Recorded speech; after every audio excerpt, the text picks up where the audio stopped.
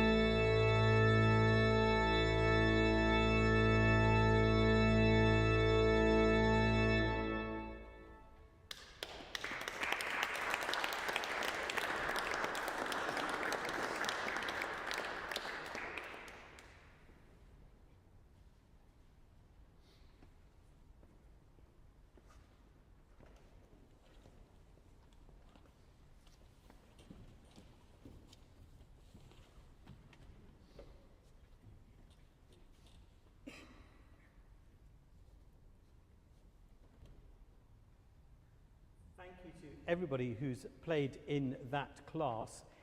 It's not easy stepping up to play first, and indeed not easy to, as an organist, to step up and play in front of lots of people where you're quite often just in the chapel by yourself, or you may be in the music schools practicing upstairs in a small room, and then suddenly to find you have an audience to play to is quite something, isn't it?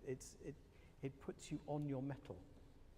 So should we ask Catherine maybe to come and talk a little bit about your 3 performances? I will do exactly that. First thing to say is, wow, that was such a great start. I really enjoyed all of those performances. And of course, I have no information about you. I have no idea how long you've been playing the organ or not playing the organ. But guess what? You chose the best instrument to learn. You absolutely did. Take it from one who knows. You get to hide away in the chapel or in other spaces when you want to be hiding away. And then you get to unleash the beast, which is what you did tonight. And I started as a pianist many, many years ago, but I didn't start learning the organ until I was 17 years old. And it all kind of went wrong from there because I was going to go and be a French language teacher, but instead I came out of university off to Winchester Cathedral to be organ scholar, where I'm now going back to be director of music. So anything is possible. Absolutely anything is possible. And it's never too late to start. Parents, friends, come on. Your children can teach you how to play this fantastic instrument over here. Of course, when you begin, it is absolutely unlike any other keyboard because there's so much to learn and so much to think about. Because you have this instrument, you can't pick it up. You can't take it with you. Every single organ is different. And it's not just different in itself because it's got different number of manuals, different number of stops, you've got to sort out the registration, but it's different in the acoustical space as well. And this is quite a dry acoustic, isn't it? You haven't got this kind of like St. Paul's Cathedral 10-second echo going on to maybe help you, or, you know, that little wrong note might have slipped out and it's gone off into the roof somewhere. Everything is like completely on show as soon as you sit down to play this. Now, one thing that I would like to just suggest to all of you in this category is something that I learned many, many years ago from the great organist Gillian Weir, who's a bit of a character, okay, but she's taught me how to do really clean articulation. Now, if that's a big word for some of us here, it basically means the space between notes, but specifically how you put your hands down with your feet at the start of a piece. And I'm going to show you, because this is quite fun, I'm just going to jump on board and show you what she taught me to do, okay? And I am going to embarrass myself, and there will be no videos taken of this, okay? So, she said, and I won't do her New Zealand accent or anything like that, but she said, if you're going to start a piece and make it really clean at the start of a piece, and I teach all my pupils this just for fun, she said, lean into the organ, and then as you put the chord down, throw yourself backwards. Okay, so she said, put your nose right into the keys, and then throw yourself backwards. Because you know, sometimes when you play, and this is not true of what these wonderful performers have just done, sometimes when you play, depending on the action of the organ, because parents, friends, even the action here is different. It's not like the piano, okay? Every single instrument, the way, the depth of the key is different on every single organ. And so as soon as you're putting your fingers and your feet down, all that muscle memory that you've learned is actually different. And there's that moment where you think, oh, hang on a minute, and you have to learn the instrument, every single new instrument. Now, what she said is, she said, put your nose into the keys and then fling yourself backwards, okay? So, if you don't do that, sometimes you might put the chord down and it might sound a bit like this. I'm going to really exaggerate, okay? So this is how you don't want it to sound. Or even, can you hear? It's not quite together, that chord. But if you do the throwing yourself in with the nose technique, hear that? Okay. It's a bit of a diva thing, isn't it, frankly? So I'll just show you again. We'll pull out loads of stops, okay? We'll get them all out. Okay, here we go. You ready? All right, okay. And that's how you put a chord down together. And if you do it with double pedaling even. Now it's really interesting because I can tell, and I've only just sat at this instrument, that the pedal in this instrument sounds a little bit late. So I'm going to have to work even harder to make my feet go first. I'll try. That was better. I give myself a better mark for that, okay? So next time something's not sounding together for you, you can try, because nobody's watching. You're going to just be in the chapel here. You might have a chaperone with you, I don't know, but you can practice that diva moment, okay? So remember that from tonight, okay? So these performances, now I've gone and left my notes over there. So we had Glorious Bark, we had Glorious Bowman and Glorious Berm. Did you all choose to play things with the letter B? Was that a plan? Because that's what we had. So where's Mr. Bark? There he is. So this is Nathaniel, who played that lovely Bark piece. Ich ruf zu dir, Herr Jesu Christ. If you don't know your German, I cry to you, Lord Jesus Christ. I'm crying out to you. And what Nathaniel did was he chose a really nice balanced registration. So in his right hand, he had that lovely soaring melody going on. And it was like a weeping kind of sound, wasn't it, that was coming through the organ there. And he had lovely phrasing of that melody. And I was particularly impressed with your consistent, what we call in the trade, consistent pedal articulation. So all the time, he was working really hard to keep his feet articulated exactly in the same way. And that was really good. You really, really did achieve that. And so, shall I just read out what I've written, sort of thing? Is that the spirit of the performance? We're amongst friends. So I said, make sure that on every occasion, every single time, the first semiquaver of that group in the left hand and the pedal note are exactly aligned as they work together. So you've got to listen for that, and now you can practice that doing the diva thing. Now you know how to throw your nose in and nose back, okay? And then in the second section, there's that beautiful moment where there's a change, and it's like a dominant seventh of C major going to F major, and in the right hand you've got the C that's repeated.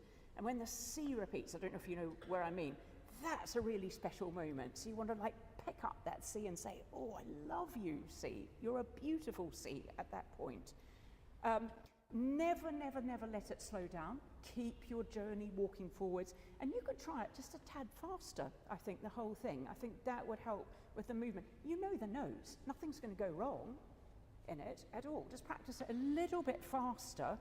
And I thought it was a really well-judged performance with excellent understanding. Well done. Alina, where's Alina? Gone. Here she is. Great. Oh, wasn't that a great opening? Really stately, commanding, and this organ just roared into life. It was excellent. Well done. You had a steady tempo as well. So now, and for you, I wrote, when you're playing the big chords, you can really practice that, like throwing yourself at them and throwing yourself back, because that will help them sound absolutely together. Because it's hard, isn't it, when you've got loads of notes. Organists, I don't know about you, I hate playing chords on the organ, particularly lots and lots of them, and particularly in choral accompaniments. They're really hard, actually, harder than you think. So imagine a picture with this piece. So when you're playing it, I don't know what was going through your head, probably, where's the next chord? What's the next thing I've got to do? Where's my hand going to? But beyond that, imagine, for example, a large procession of people entering a big space. You know, how are they feeling? Are you saying to them, right, you've got to march in, look pompous, look smart, walk in, look good, or what? And how does this help determine, once you've got that picture, what the overall speed is and the overall shape of the piece, okay? So, and think about how long you want the gaps to be between the manual changes as well. Because if they're walking in and there's a sudden gap, imagine your picture, they're walking in and they go, hang on a minute, oh, hang on a minute, okay? So that's your responsibility to make sure that they know what they're doing. But well done, I enjoyed that. Toby is where? Hello, Toby. Right, really good nimble finger work at the start, and you sit really well at the organ, much better than me. You've got a really nice posture at the instrument, well done. And your hand position at the opening was great. Now I've said, don't be afraid to go wild, okay? Because when Böhm wrote this piece, he was just exploring all the broken up chords with real flourishes, okay? So it's basically, it's not just A minor arpeggio, all right, or E major, because you want them to sound spectacular. Because when he wrote this music, it was like, this was sensational. It was like, you know, newsflash from Sky News or whoever it is, you know, BBC newsflash. This is A minor, okay? So you need to present it to us in that way with a bit more fairy dust, effectively, you know, a bit more kind of glitter and pizzazz over those. You really liked about your performance, take note, his ending was fantastic. Because quite often when you get to the end, you're like, oh, it's nearly there, I can just like go for it. But you took your time and you really articulated the last two chords very, very well. And that's difficult to do when you've played everything else, so well done. When you play the big chords, again, try out that trick with the whole nose thing in and out, and let them sound with clarity, like as if they're huge surprises. But well done. That's what I want to say at the moment. Class, and it's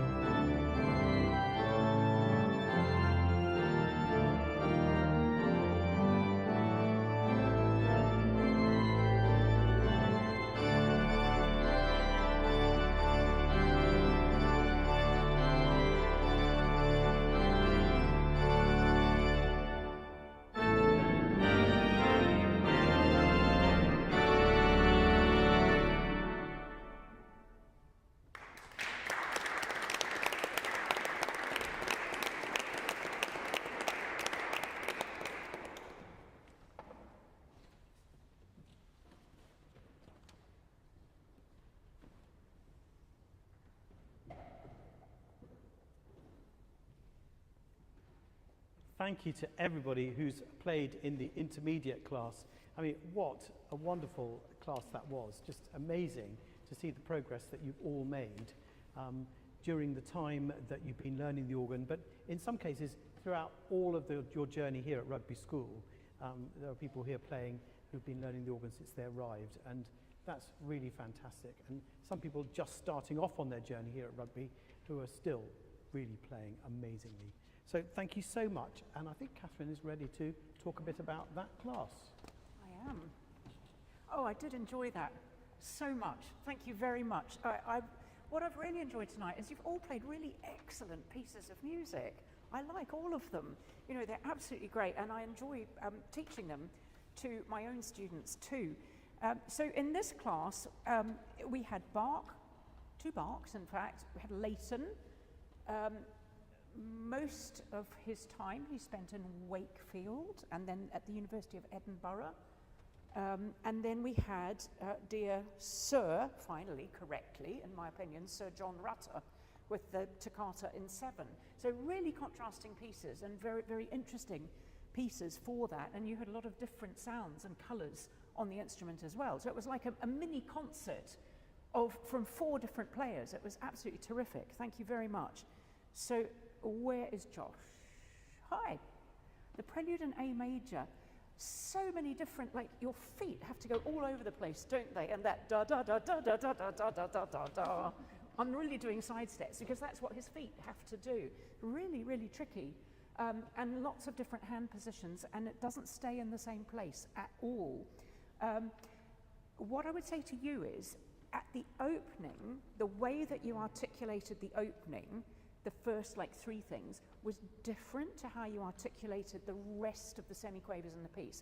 And I don't know if that was a conscious decision of yours, or I know, okay. But when you get, when you get to the 3rd iteration of it, the 3rd repetition, you get the top B, da da da dee dee dee dee dee. You can just linger there for a moment and say, oi, everybody, I'm not in A major anymore, I'm on a B now, and the B is really cool. I really want to hear that note. But what you did as you settled into the piece, I thought all of your 4 semiquavers were really lovely in the way that you grouped them. And I don't know if there are any string players here tonight, and I'm certainly not one of them.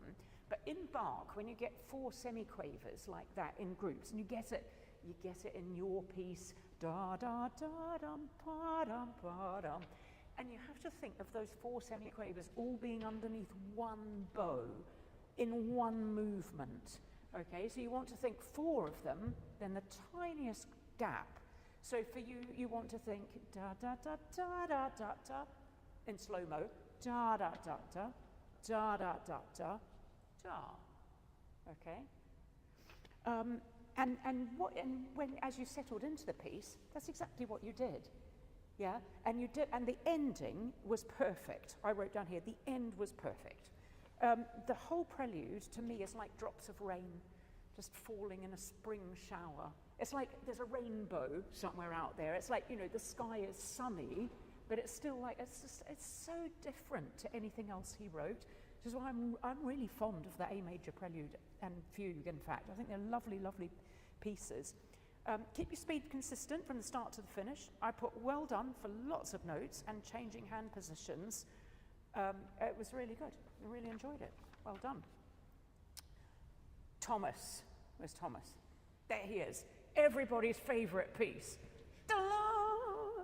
And it makes everybody, what a genius. Bach is God, right? We all love Bach. And Bach gets to break all the rules of harmony all the time, and nobody bats an eyelid, because it's just like, we love you, Bach, you're amazing. And what noting? The three of the most famous notes in the world, right?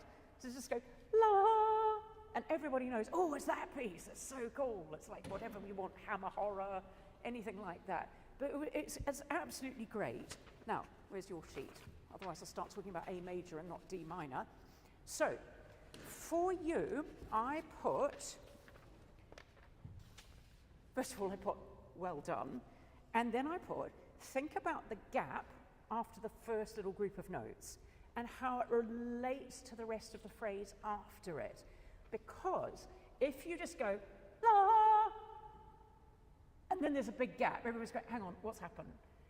because that whole phrase is da-la, da-da-dum, pum. So that whole thing is actually getting us to the D. That's the point of it. So you really have to judge how long that gap's going to be. Because otherwise, if you just go da-la, it's like, yeah, and what now? Da-da, pa. So for me, it goes to the D all the time. Staccato in D minor, yeah? So it's always searching out that tonic, and it's searching out when your foot comes in on that great pedal note. It's the best moment, isn't it? It's fantastic. So, now, although this is a toccata, and toccata comes from the Italian verb toccare, which means to touch, okay? And the word toccata in organ music, it's changed over the centuries, because you get a Pachelbel composer writing a toccata, and it's like very slow moving, and you're like, well, what's toccata-y about that? You know, there's nothing fancy or show-offy, but eventually it becomes exactly what you did. And the thing I enjoyed about your performance was you had a clear idea of how you wanted that piece to be, and you went, this is my performance, I'm delivering it like this. Excellent, well done. I admire that a lot. All the little notes are important, even in the scalic runs. Yeah, so let's hear all of them. So don't make them so fast that we're going, hang on a minute, was that an E? Was that an F? So you've got to do really good finger work. They'll be right up on the tips of your fingers there.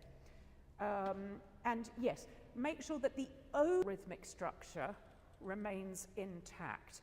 So whilst I've just said, I really admire your, like, you know, how you've planned it out, just remember that bits of it are in actually a solid sort of, you know, time span. So when those bits come, let us hear them and latch onto them. But I thought you did the really difficult bit that I don't like very much, all that. Where is Bertie? Hi, you're Mr. Leighton man with your down here the word gnarly, because I think this is a gnarly fanfare. Its absolute suggestion is get the metronome on and increase it a bit more each time, okay?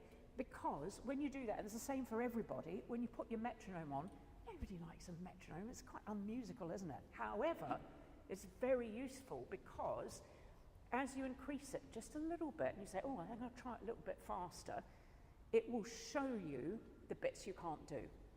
And it's like a health check, and it says to you, hang on a minute, there must be something wrong with that bit, because it's not working for me.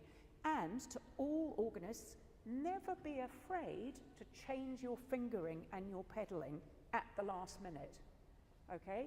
So if you put the metronome on, and you're making it, you know, a little bit faster, and something's not working, 99 times out of 100, it will be something to do with your fingering and your pedaling. And don't be afraid to change it. I'm still changing stuff, you know, and I've been playing the organ since last century, literally, okay? And I'm still changing things in my music. Well done. Poppy, where's Poppy? Oh, Poppy's over there. Really secure 7 rhythm from the get-go, which is really not easy to achieve at all. Hugely impressive with that. And then I put, so you set it out, and then you kept it going, especially in the slower moving section. You're really thinking that through in your head. I could really hear that staple, staple, triangle, staple, staple, however you do it. So a staple, by the way, is a crotchet, and a triangle is like a dotted crotchet, okay? And that was fantastic. Bravo. Your left hand here in the slower section was really clear as well, and that was excellent to hear. I thought you had fantastic rhythmic drive, and that you should be really pleased with that performance, is what I thought. Have you done it in an exam yet? Are you going to do it in an exam? Yeah, you should. It's great. Well done. So those are my comments. Those are your comments. Catherine, thank you very much. We must now, I'm afraid, ask you for a winner of each class. It's tricky, isn't it? I liked it all. I know. It's so difficult. It's really, really difficult.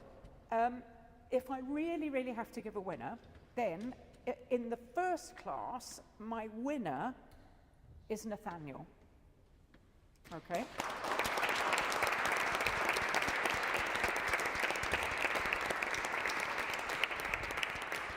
even more difficult, if I have to give a winner in the next class, my winner would be Poppy.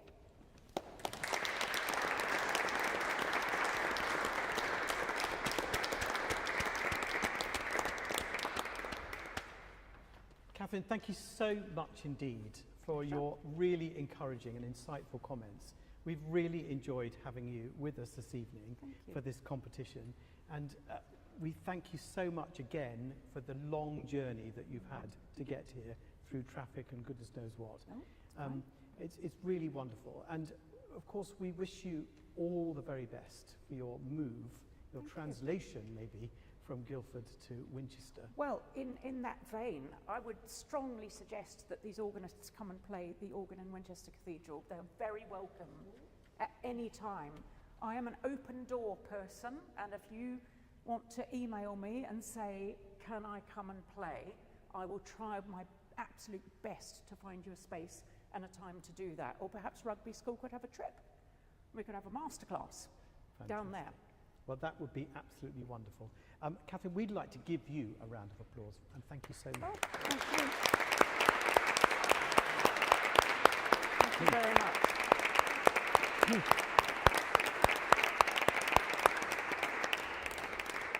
There are always thank yous to be made on these occasions.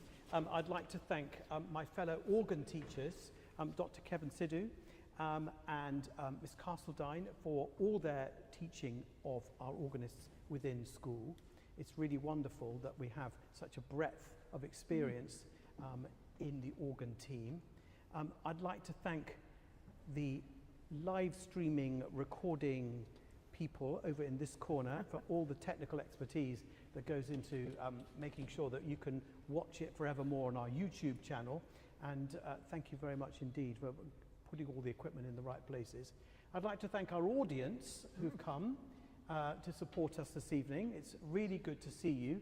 It's really lovely to see fellow students and other people who come to support. Thank you very much. Thank you very much indeed.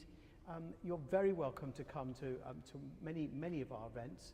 And next term, we have the competition of all the competitions, which is the Musician of the Year. And that means that we'll be able to celebrate so many of the things that we've experienced this term in the instrumental competition, the rock and pop, the music theatre, the piano competition. We've had it. It's been extraordinary, and there's a huge depth of talent within this school, and so much to look forward to. And so that concert on the 19th of April will be certainly one to put in your diary. But I think our final round of applause must go to everybody who's played this evening. Here we go. Here.